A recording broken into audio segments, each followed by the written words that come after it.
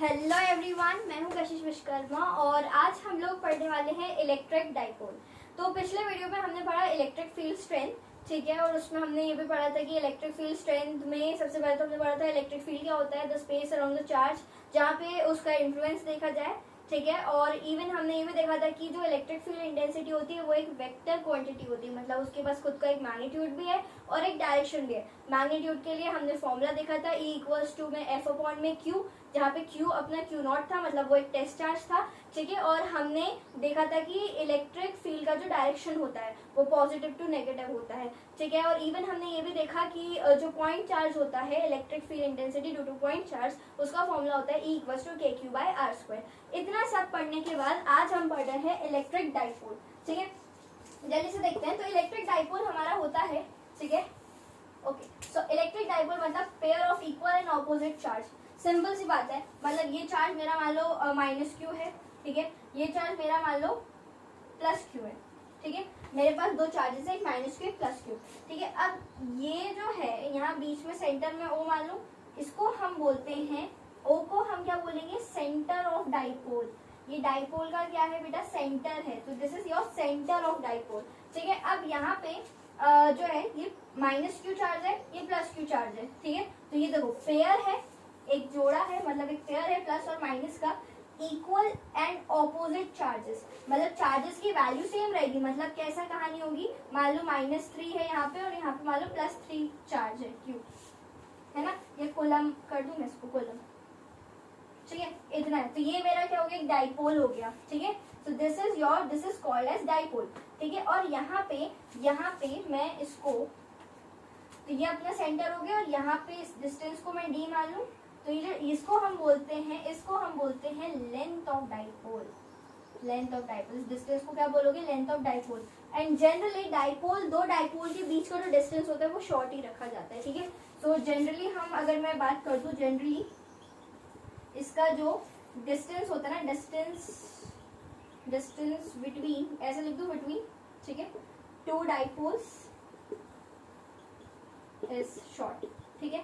Generally अपन short ही रखते हैं, ठीक है, डिस्टेंस बिटवीन टू डाइपोल। अब हम देख लेते हैं इलेक्ट्रिक डाइपोल मोमेंट क्या होता है। स्टार्ट करते हैं। नेक्स्ट देखो, ध्यान दो, electric dipole moment. Electric dipole moment को हम P से डिनोट करते हैं, इलेक्ट्रिक डाइपोल मोमेंट को, ठीक है। ये क्या बताता है इलेक्ट्रिक डाइपोल मोमेंट, बेसिकली कि डाइपोल की ताकत कितनी है, ठीक है। मतलब इस डाइपोल, मतलब मैं ऐसा बोल दूं कि डाइपोल की ताकत, है ना, डाइपोल की ताकत। तो डाइपोल की कितनी ताकत है उसको बोलते हैं इलेक्ट्रिक डाइपोल मोमेंट। मतलब क्या, देखो यहाँ तो सिंपल अपन इलेक्ट्रिक डाइपोल का मतलब समझा, मेन कहानी अपनी इलेक्ट्रिक डाइपोल मोमेंट की है, ठीक है। तो यहाँ पे इसका जो फॉर्मूला होता है वो होता है P इक्वल्स टू में, मतलब इलेक्ट्रिक डाइपोल इक्वल्स टू में चार्ज मेरा Q, सो मैं क्या बोलूंगी इसको, इलेक्ट्रिक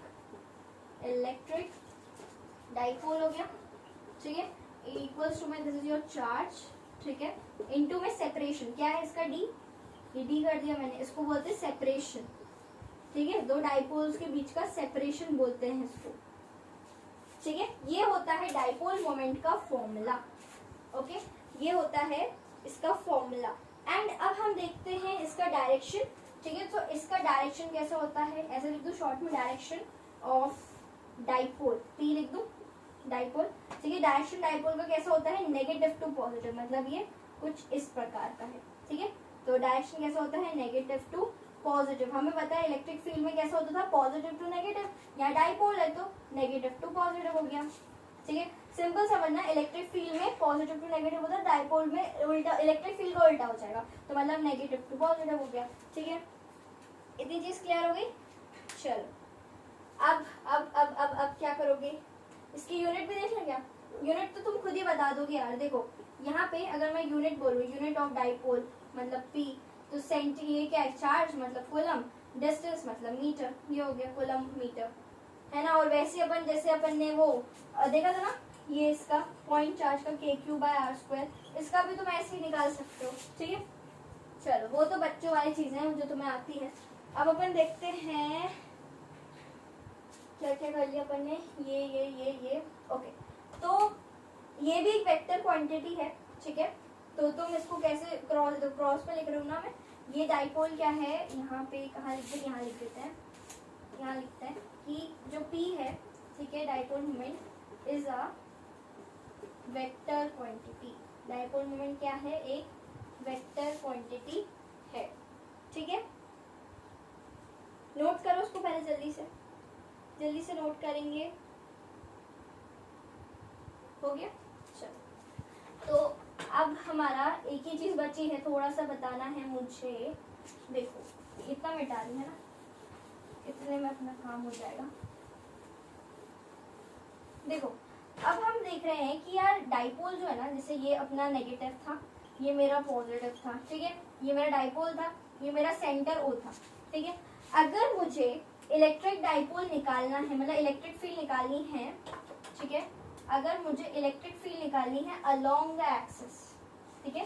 देखो अगर मुझे इलेक्ट्रिक फील्ड कैसे निकालनी है, फाइंड करनी है मुझे फाइंड करनी है अलोंग द एक्सिस, ठीक है। तो उसको अपन क्या बोलते हैं, उसको हम बोलते हैं एक्सियल लाइन।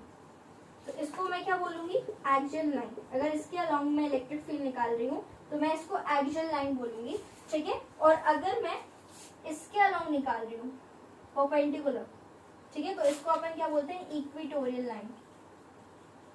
क्या बोलते हैं, इक्वेटोरियल लाइन बोलते हैं, ठीक है।